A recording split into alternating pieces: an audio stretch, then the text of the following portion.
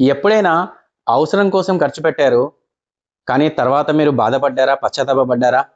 అయితే అది తప్పు కాదండి. ఎందుకనంటే, మీరు అవసరం కోసం ఖర్చు పెట్టారు.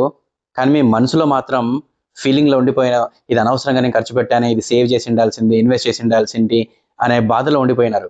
ఇదంతా ఎందుకు జరుగుతుందనంటే, మీ బ్యాంక్ బ్యాలెన్స్, మీ పోర్ట్‌ఫోలియో స్ట్రాంగ్‌గా లేకపోవడం వల్ల. మీ మనీకి ఒక డైరెక్షన్, ఒక పాత్, ఒక పర్పస్ ఇవ్వలేకపోవడం వల్ల. అందుకనే మీరు ఈ ఫీలింగ్‌లోనే ఉండిపోతున్నారు. నెక్స్ట్ లెవెల్‌కి వెళ్ళలేకపోతున్నారు. ఎప్పుడైతే మీరు సంపాదించే మనీకి ఒక పర్పస్ ఇచ్చి, ఒక పాత్ ఇచ్చారనుకోండి. సేవింగ్స్ ఎంత? ఇన్వెస్ట్‌మెంట్స్ ఎంత? నా ఖర్చులకెంత? నా ఫ్యూచర్ కోసం ఎంత? అన్న క్లారిటీ మీకు ఉందనుకోండి. అప్పుడు ఏ ఖర్చులైనా మీరు బాధపడరు. మీ లైఫ్ ఆల్రెడీ సెట్ అయి ఉంటుంది. ఎందుకనంటే ఖర్చులకు గూడా మనం సెట్ జేసి పెట్టాం కాబట్టి. గుర్తుపెట్టుకోండి, మనం లైఫ్‌లో సెక్యూరిటీ లేదు అనంటే, మన బ్యాంక్ బ్యాలెన్స్, మన పోర్ట్‌ఫోలియో స్ట్రాంగ్‌గా లేదంటే, చిన్న ఖర్చు కూడా మీరు చాలా బాధపడతారు. ఖర్చు పెట్టేటప్పుడు. తర్వాత అనవసరంగా చేశానే అనే ఫీలింగ్‌లో ఉండిపోతారు.